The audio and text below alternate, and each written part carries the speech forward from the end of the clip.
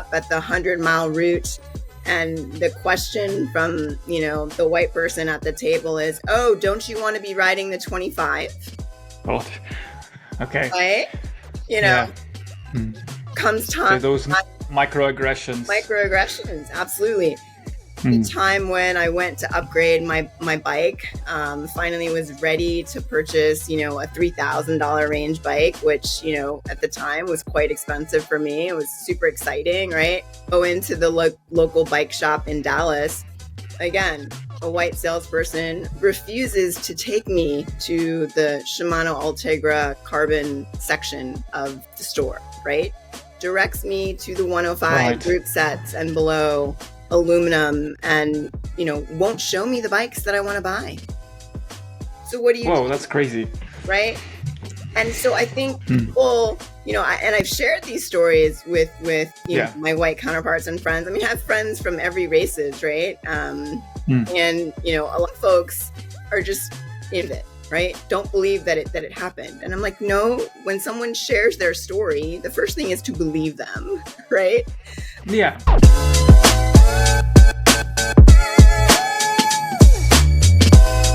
Welcome to Ride to Success, the podcast that takes you on a learning journey to a more productive, creative, and active life through the power of the bike. We explore cycling's global trends, groundbreaking technology, community needs, and innovative business strategies.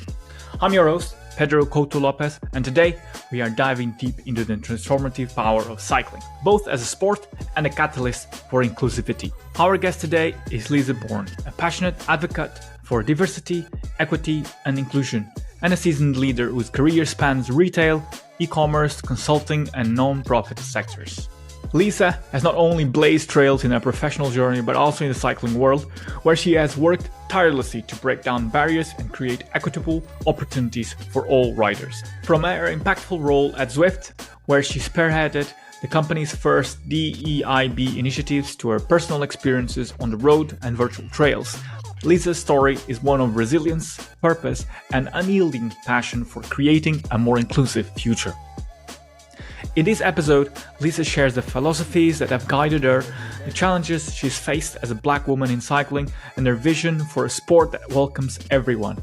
We will also explore how technology, grassroots initiatives, and bold ideas can reshape the cycling landscape for the better. So whether you are a cycling enthusiast, a business leader, or someone passionate about equity and inclusivity, this conversation is for you. Let's ride into success with Lisa Bourne. Welcome, Lisa, to Ride to Success. It's a pleasure to have you on the podcast. So much. I'm so excited we can finally have our conversation, Pedro. Really looking forward to it. Me too.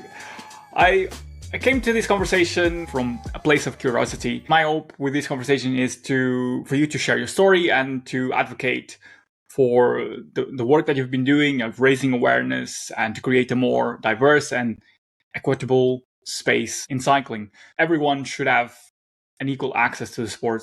And you have had key positions that specifically have addressed this in different companies. But before we go into that, I wanted to kind of take a step back and really, I guess, start with go straight in a deep dive and like rewind the clock not too long ago to when I think you just had finished your MBA, and when you mentioned that you want to dream out loud, and this was inspired by Bono's at the New Year's concert, I think in 1989. You would describe wanting to be surrounded by new things, by new people, and feel truly happy. And really, these kind of, when I read this, it kind of touched me because it's so profound. I wanted to ask, how has this philosophy shaped your journey throughout your life? Ask that question. You're taking me way, way back.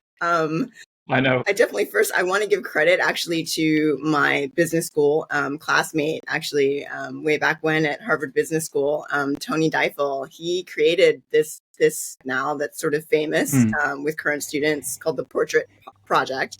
And really it was, photography, and then this question from the poet Mary Oliver about, what would you do with your one and wild precious life, right? And for me, I've So part of my journey, kind of passions, have always loved U2. I've loved music. Traveled the world to see them. Feel like, you talk about curiosity, and wanting to know different cultures, travel the world, music, all of it. But really, the fact of being able to dream out loud and to feel happy in as many moments as you can. I really do try to live with that philosophy, because I believe like our passions point us to our purpose, right? Our purpose and our impact, like the reason that we're here. A short time on the planet, what do we want to do? What kind of impact do we want to have, and leave behind? So that's kind of really how it's inspired me, over the years. And yeah, I really, I appreciate that question. My love for cycling came later on, and we can kind of talk about that. But I feel like, the joy that cycling has brought me for sure has saved me from many crises in mental health and other things, right? So, that's put me on the journey. And then when I think of it from kind of the privilege and opportunity I had to lead diversity and inclusion and social impact, with Zwift, when I think about it from that perspective, I think about, when you know what makes you happy inside, ultimately there's a better shot of feeling a sense of belonging, right? And a sense of purpose, that you feel safe, you can bring your best self and your best work to the table. And so really diversity work is about driving belonging. And that's sort of where I see the thread between the philosophy as well. Yeah. There is a lot to unpack there, because let's start with first with finding one's purpose. I mean, you mentioned about finding your passion, and that leads on to find kind of the purpose that you have in life. Have you been putting together the puzzles to what that looks like? Have you pieced that together? And can you tell us what it is? I'm still working on it. If you've got theories, I'm listening. Too, I'm a very, very, I would say, brave soul. I've actually taken this year as a break and a sabbatical, from my work, the work of the work.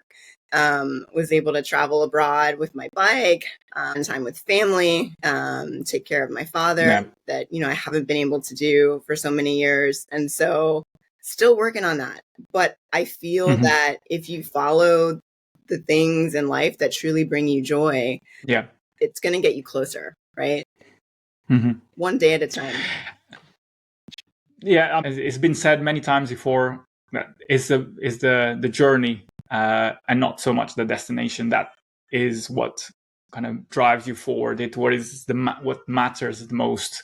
And I wanted to find out from your experience if cycling is part of that. For me, cycling, it's just led me to so many amazing things in life, experiences and people, right? I can still, think about the close friends that I have to this day, and the people that I've met, this summer, in Europe, just forming connections, right, that sustain you in a different way.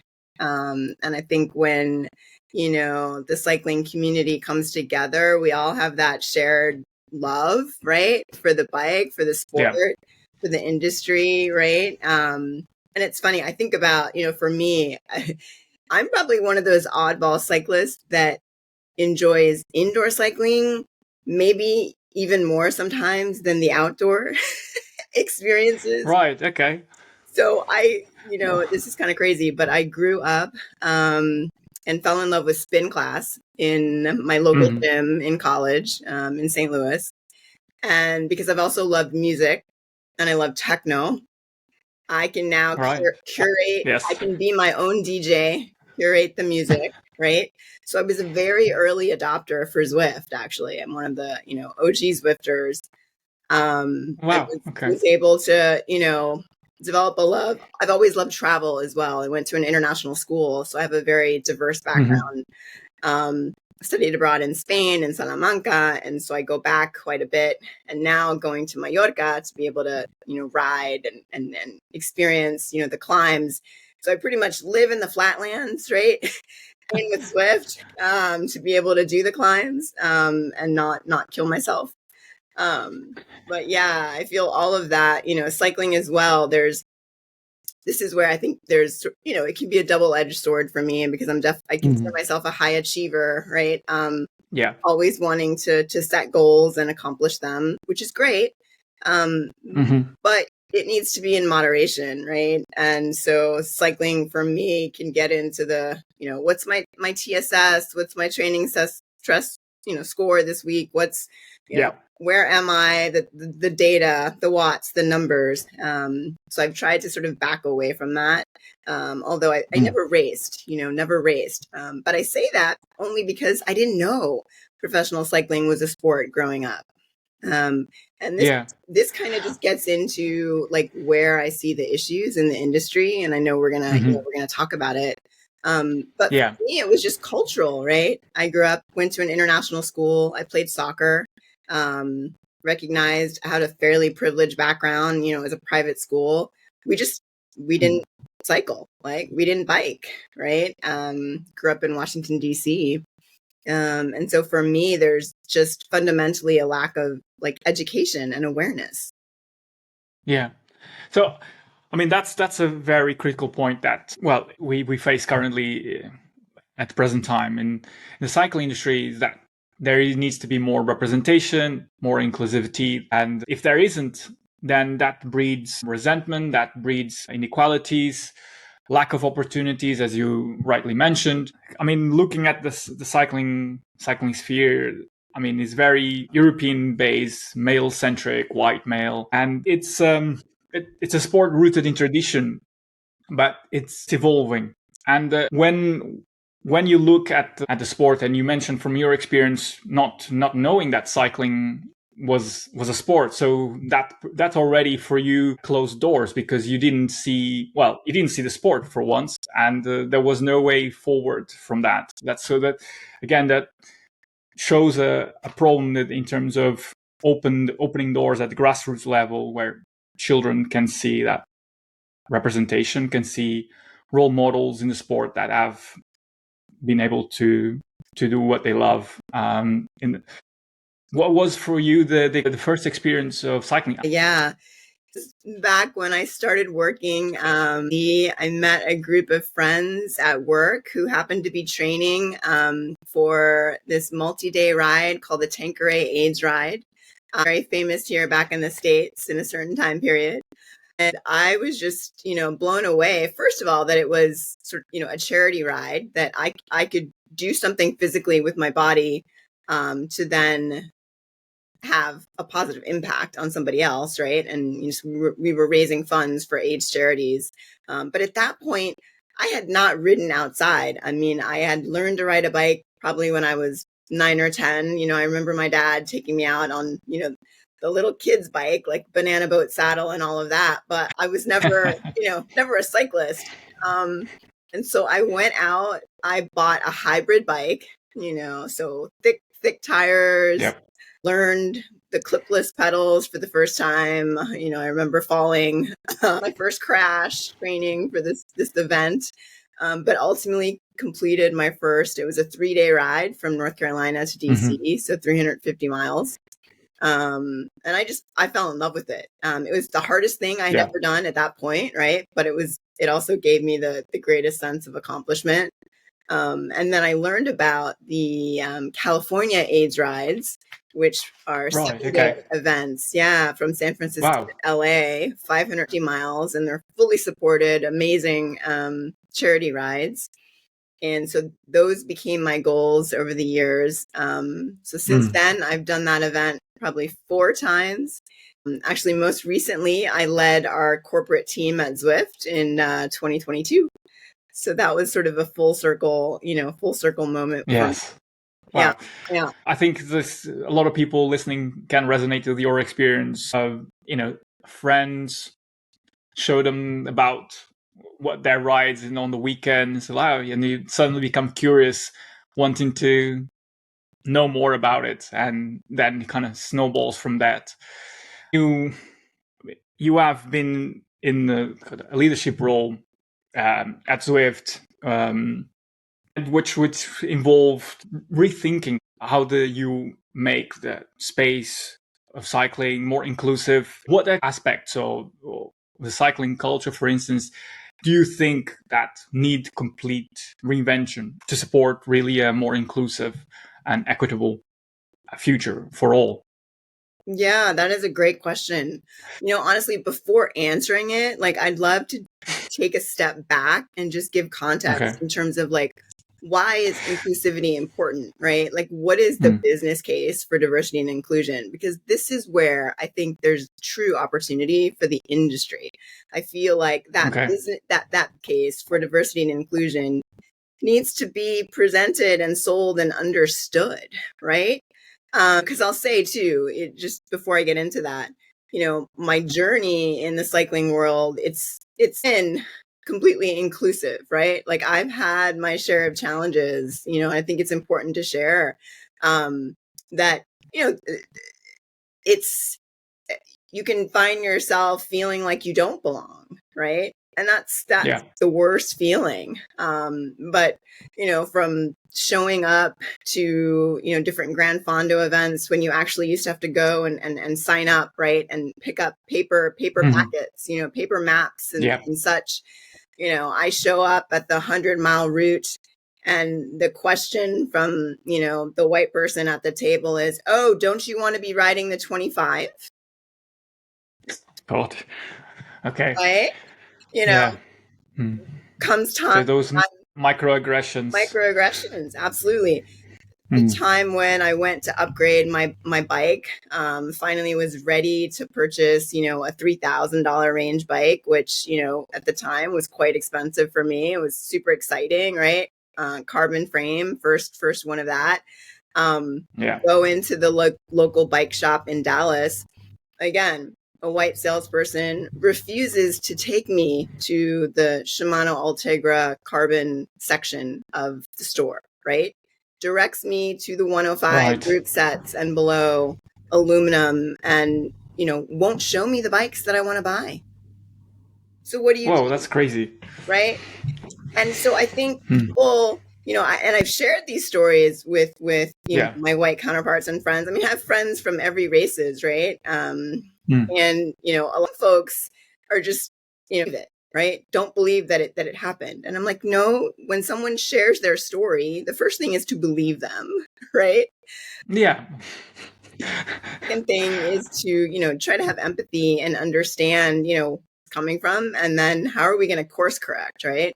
I mean, in the case of the Dallas For bike sure. shop, for me, that's a place that I won't invest my money, right? And I share my story. Yeah, exactly. And then many other people will not go to that shop because of that experience that you had. I mean, that's Exactly. a terrible experience to have. Right. I know from the UK that there's a lot of bike shops are not really very friendly to women or to people that don't know exactly what what the different types of components, and they roll their eyes or scoff at you Yeah. because you don't know the technicalities of the components of the bike. Yeah. And yeah, that there is, I mean, from that I know of those experiences in UK, and I mean, I guess that is global. And then on top of that, then you have obviously in your experience racism. Perhaps Mm-hmm. it becomes even more difficult to deal with, and it creates more barriers. Yeah, barriers that we want to break down, right? Mm-hmm. And I think when you look at it from a corporate perspective, so full disclosure, I'm no longer with Zwift. Yes. Decided to eliminate my role and eliminate the department. What I am pleased to see is that they, from what I understand, a lot of the systems and processes that I was able to put in place are still on the ground and hard at That's work, good. right? But I guess taking things back to talk more about, the business case behind diversity and inclusion, Yeah. I think, this is where, and to your point, the industry, and the space is rooted in tradition. And that's a beautiful thing. Like there is nothing wrong with that, right? Like, the cycling in Europe at the highest levels, right? Thing that should be cherished, right? And should be kept. But what we're saying is, look, the demographics are changing. The folks that are interested in the sport, that aperture has widened, right? Company perspective, the data is there, right? You can look at all the research, McKinsey, Deloitte, Harvard Business Review, right? The companies that really focus on belonging and diversity, they're 6 times more likely to be more innovative and agile. Yeah.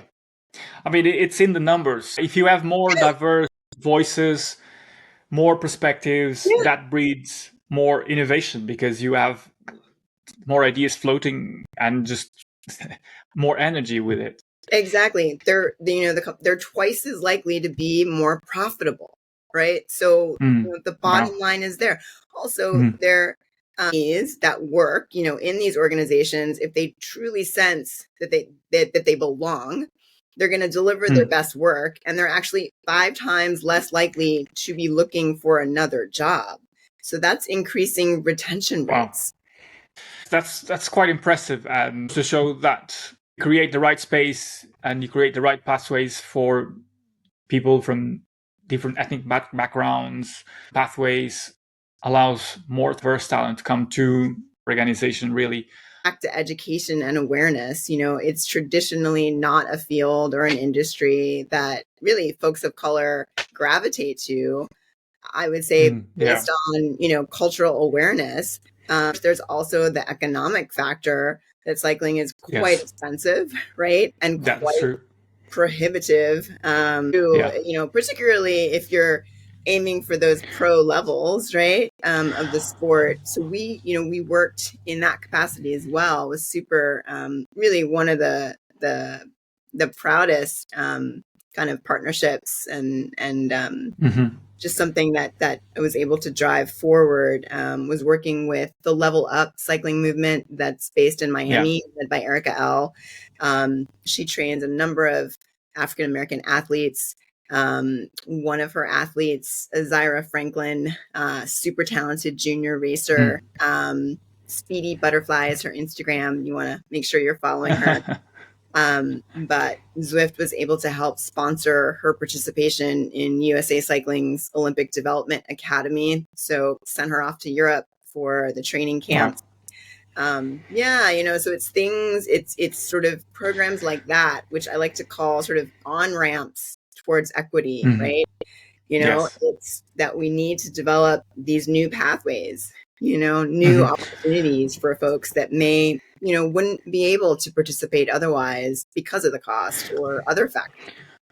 Yes. I mean, you mentioned the other factors, cost including in that, but there is that needs to be addressed is that are at risk of being faced with racism if you're going out, riding for a few hours. You are perhaps exposed to environments that you don't necessarily feel comfortable. So that also creates barriers, are not just cost related. Is that been some of your experience or of other people that have told you about it? It hasn't been my personal experience. I think for me, I recognize my privilege. I know, the opportunities, and I'm so grateful for the opportunities I've been able to have. But I will say there are definitely, neighborhoods and times of day and things that I think about and try to keep top of mind that, maybe it's not a great idea for a single woman of color to be on her bike, in this place at that time. Right. And so adjust kind of my rides accordingly. I know for sure living in Texas for many years, politics, but I have a, really beloved Black Lives Matter jersey that I believe Reggie Miller developed in collaboration with Castelli. So I think about, do I want to be on the bike wearing that jersey in red suburbs of Texas, right? so things like that. I mean, it's fortunate reality that consider that kind of really makes me think about also Well, I guess my privileged position regard having to think about those type of considerations, really.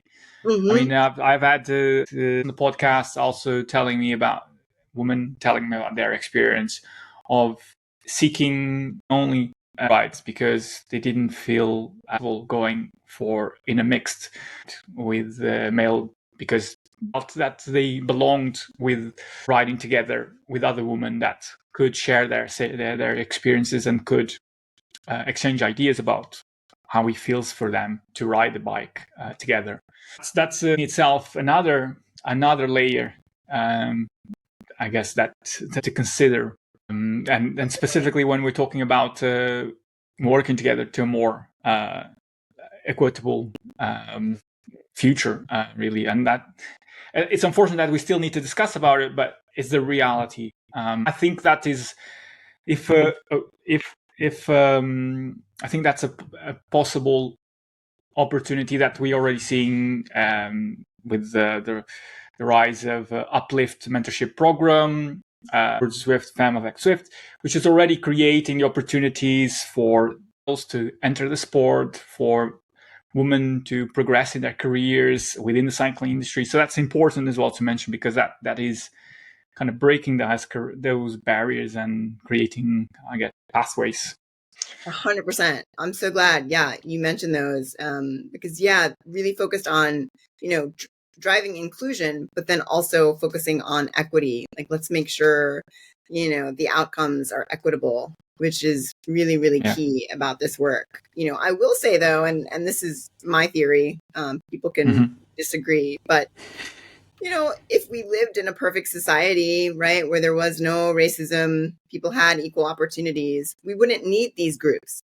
We wouldn't need DEI as a function, right? So, ideally, one day we won't. Until that time, right, until people really feel that there are equitable opportunities and pathways for them, and we see it, right? We're not just talking the talk, we're walking the walk. Then yes, we're going to be out here. So you mentioned groups, like Uplift, the new Uplift program. I would say KRT, QRT, that's based on the East Coast. Justin Williams, of course, and Williams Development Racing, and Aisha McGowan, and the Black Foxes. All of these groups, I think, are doing All Clubs LA. Oh my God, Cycling Culture Club with Miles. Yeah, I was going to mention as well. Yeah. Yes, and Miles in the podcast not long ago as well.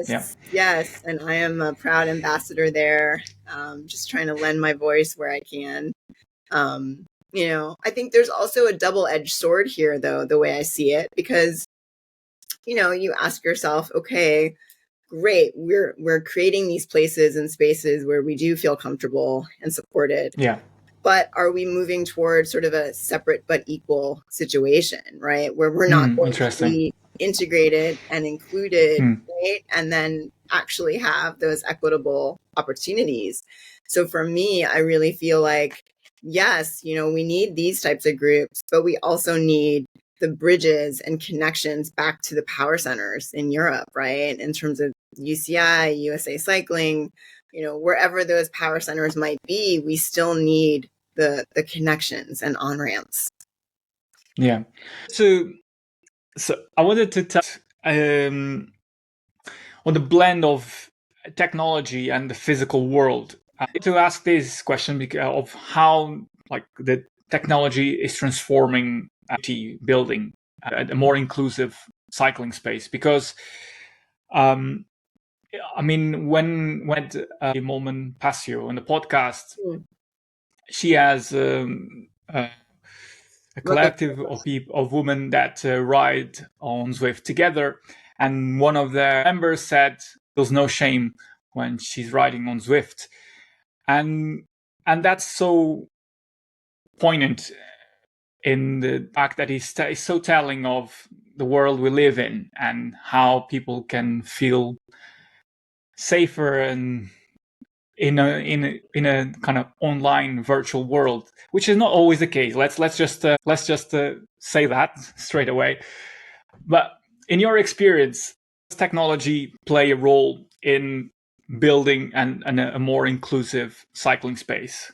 I think it does, and I hope it can do more. While I was with Zwift, one of the pillars really of the strategy I developed was around bringing inclusive product design into the platform. So when we think about the software engineers, when we think about the product development lifecycle, actually we were drawing from that was developed by Annie Jean Baptiste at Google, and she heads up inclusive product design. Super interesting. I think it's amazing work because true, at the end of the day, technology is sort of, right, it can be the ultimate place for inclusion, but at the same time, it's developed by humans, and humans are inherently biased, right? So that's true. The biases that we have ultimately, are going to creep into the technology. And so, that way of thinking was really about sort of just retraining the product designers to think through, okay, will this new feature for the platform, improve our inclusivity in some way? And just, maybe just sharing an example, we released American styled hairstyles, right, for the avatars. So they're braids, and people ask, well, why is that important? And you talked about it before. It goes to representation, right? When you see yourself, then you recognize that, oh, there's this for me, right? Exactly. My voice is being heard, and then ultimately you feel that you belong. So, yeah. It's. I think you touched upon a very important point, which is the technology is created by humans, and important not to pass on the bias that us humans have already. The technology on the AI that is set to revolutionize everything we do, but is going to continue doing it even more. But it's to have that self-check and just like, is this being inclusive? Is this the way we're creating well presented? Does it create the right opportunities? From your experience of working in many industries, retail, technology, space, goes on, are perhaps some subtle or often overlooked ways that brands and communities maybe can ensure that everyone genuinely feels part of the cycling space, of the cycling world? Great question. I think it also ties really closely back to representation and marketing aspects. So, we go back to, okay, are you just going to talk the talk, or are you going to truly walk the walk? So just, as an example, I think, right, we all know Live Giant and Bonnie 2 and that story of literally a brand created for women by women, which is a powerful and beautiful thing. When that's not always possible, right? In the world. And so I think companies need to know that even if they can't put those types of investments together, there are other ways, right, to move the needle.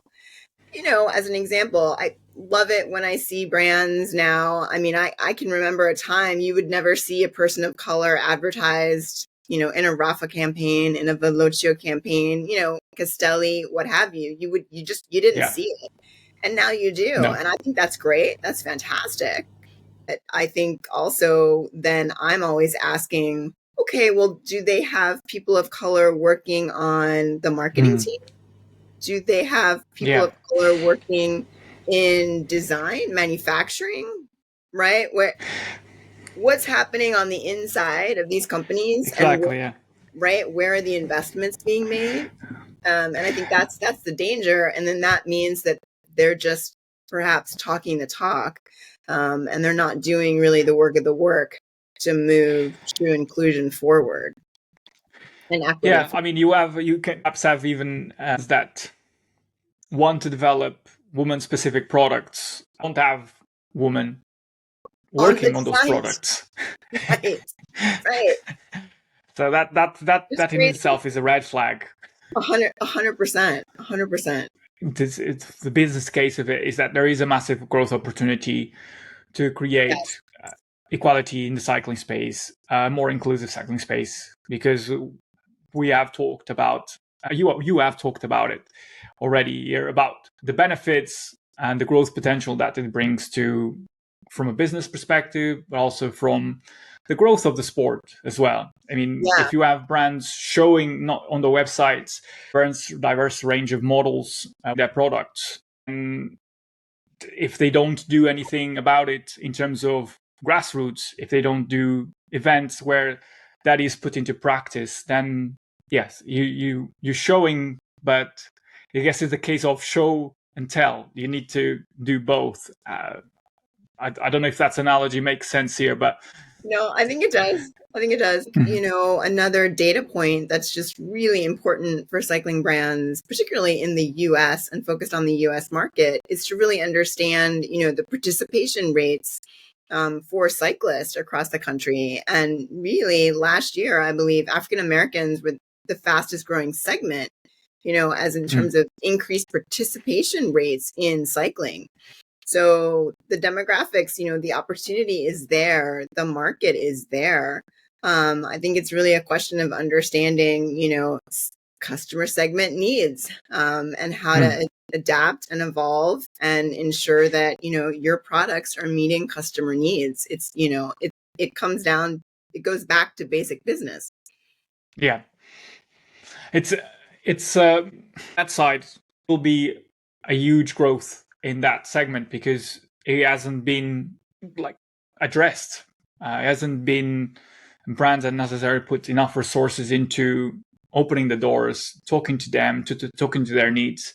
And that's why, for example, I mentioned earlier on about Cycling Culture Club, having that platform where voices can be shared, where different perspectives and different experiences can be shared, and then brands can even use that because they then can see, okay, so what is happening here, and then these are the different experiences that people from around the world or people from London or from Washington are having, and then okay, let's figure out a way of here of actually tapping into these and working with them as people.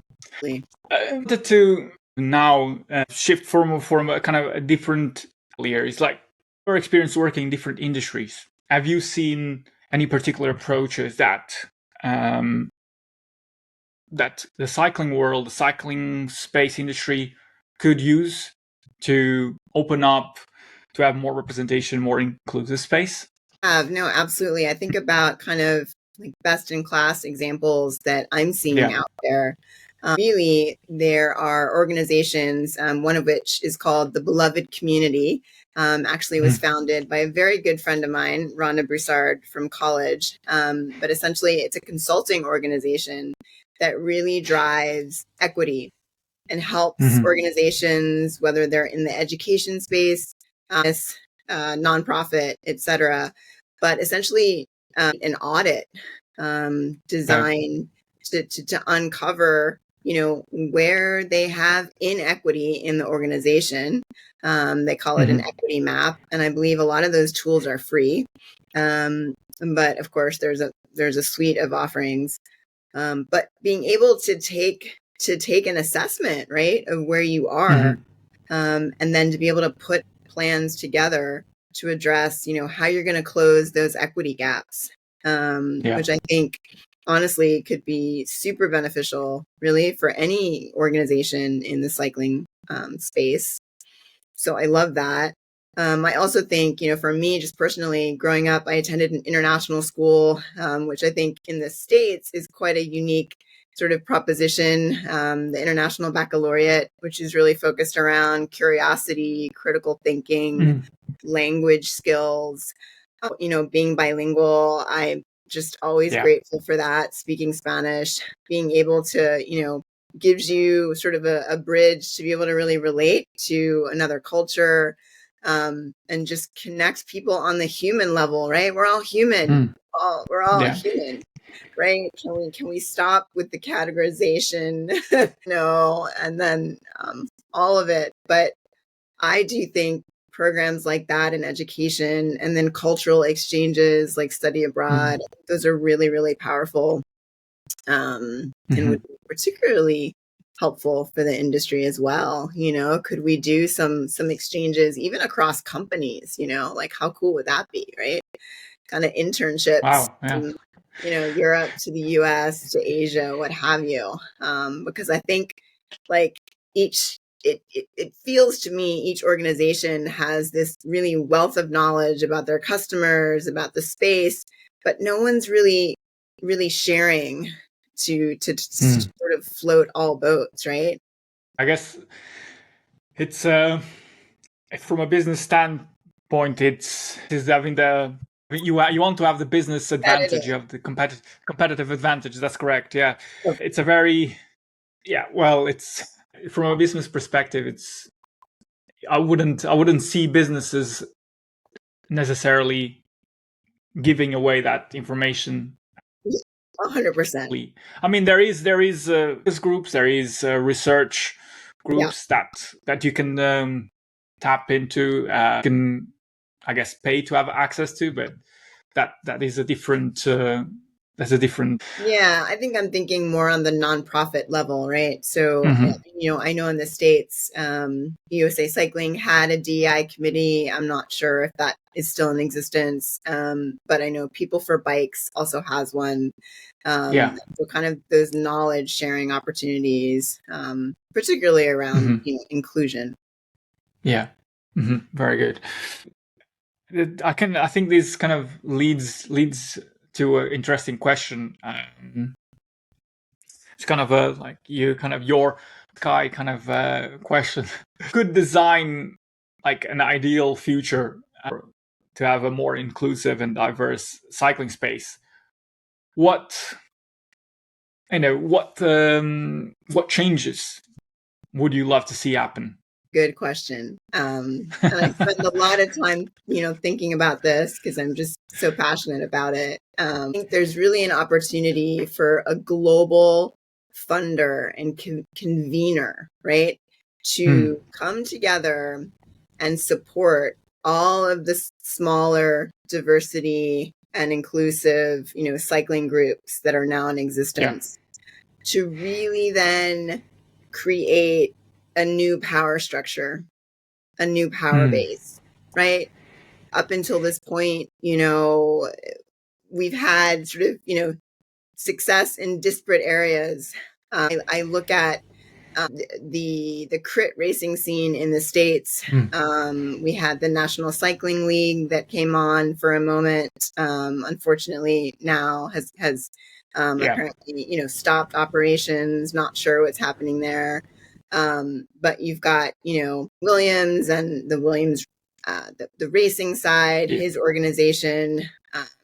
You've got the Level Up movement. So all of these groups really going after the same goals. But we don't have, I would say, or we're yet to find kind of the necessary, funds and then influence to make the changes, that need to happen. I do think it's complex, right? So that for sure is pie in the sky.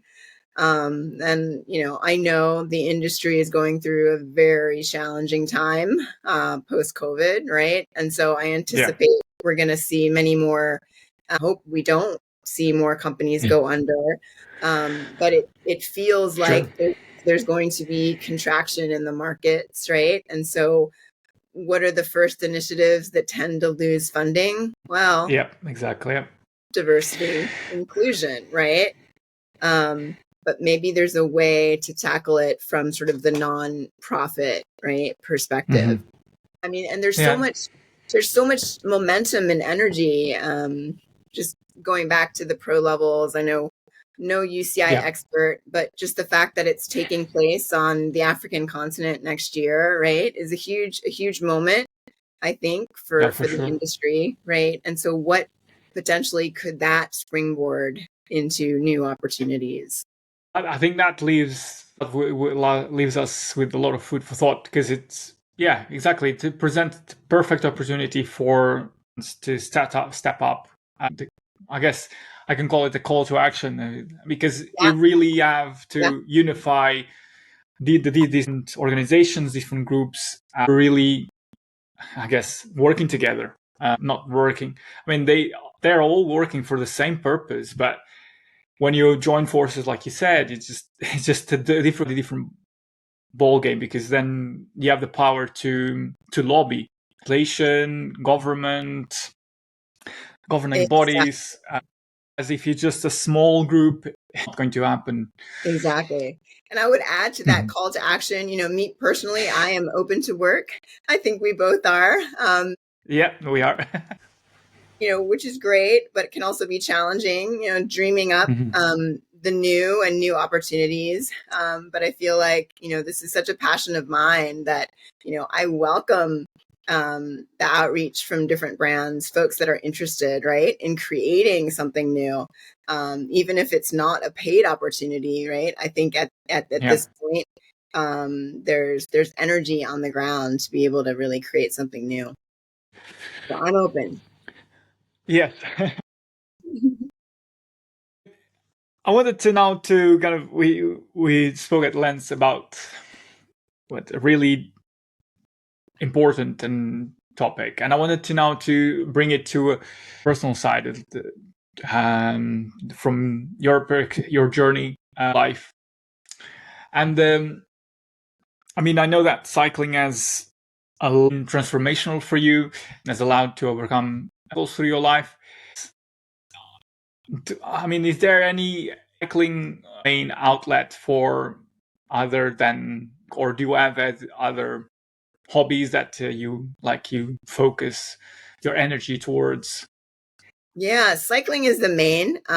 Yeah, it's funny. I think you'll probably relate if you have non-cyclist friends, they all think I'm crazy, right?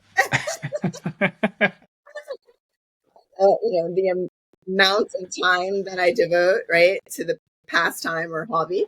But no, definitely have other interests. I would say, I'm an avid reader. One of the books that I go back to again and again, and I always read it in Spanish because I just prefer it, is The Alchemist by Paulo Coelho.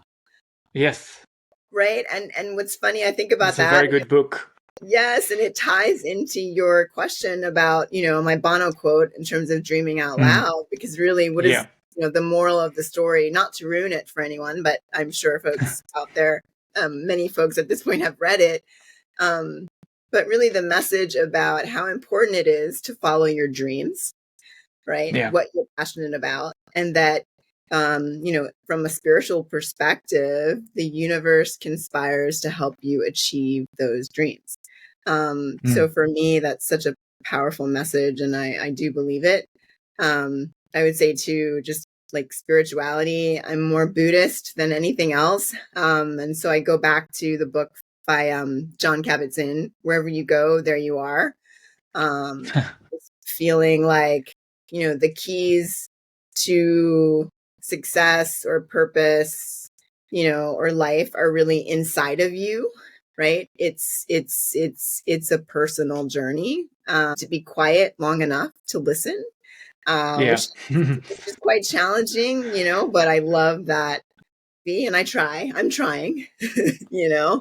then I said my other big influence has to be music, along with dance. So I'm also a huge techno EDM fan. Was in Ibiza this summer dancing the Swedish House Mafia. So I always, I feel like those are my people, just like cycling folks are my people.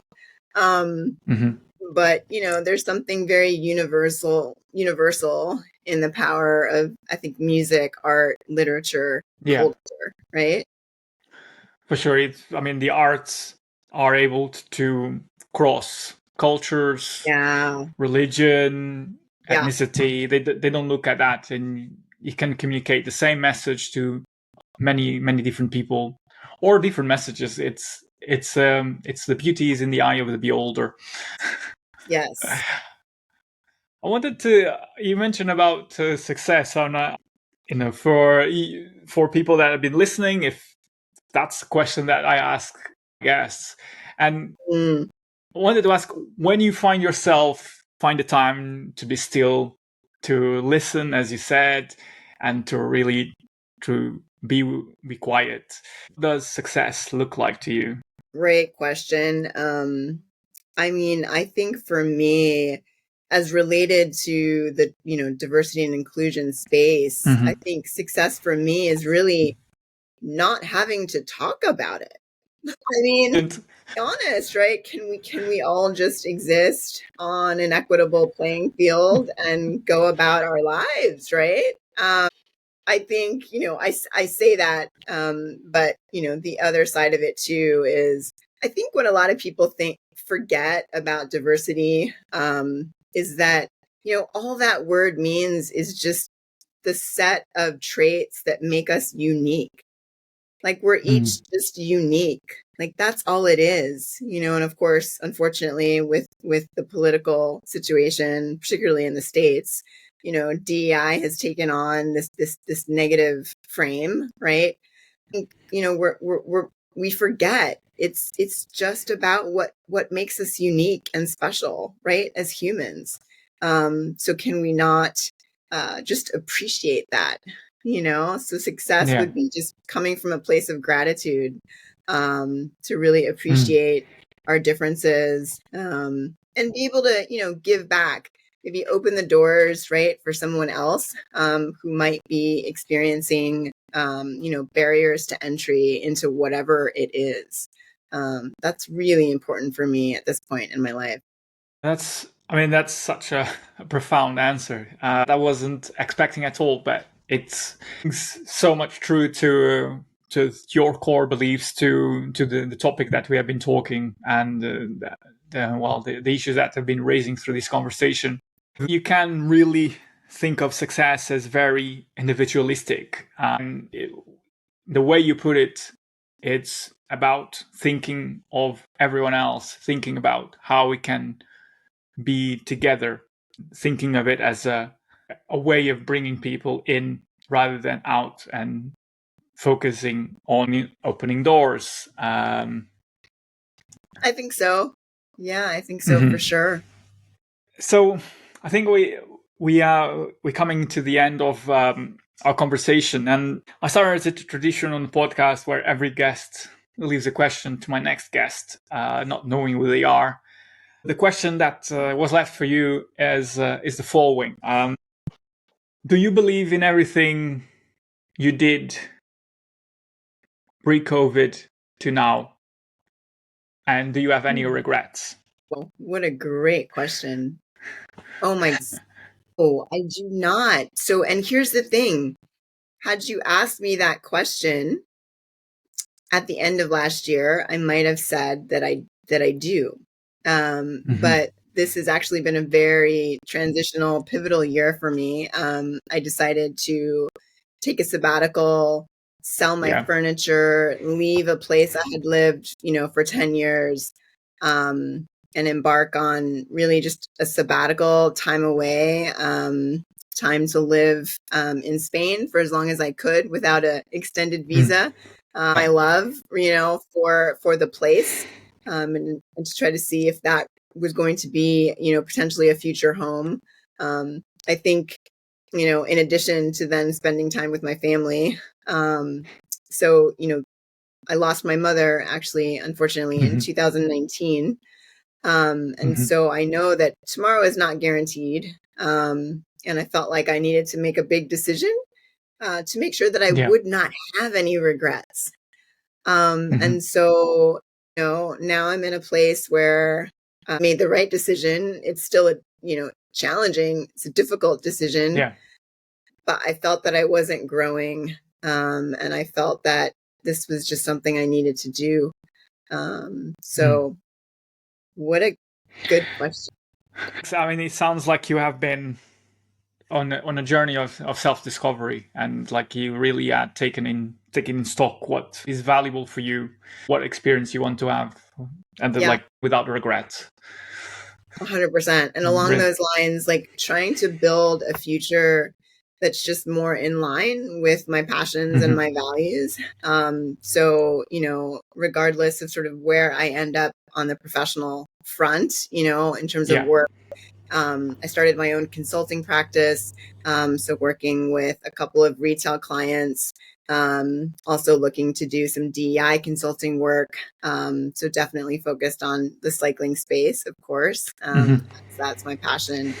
But, also knowing that I love being part of a team and a larger organization, and going back to that, that need for belonging.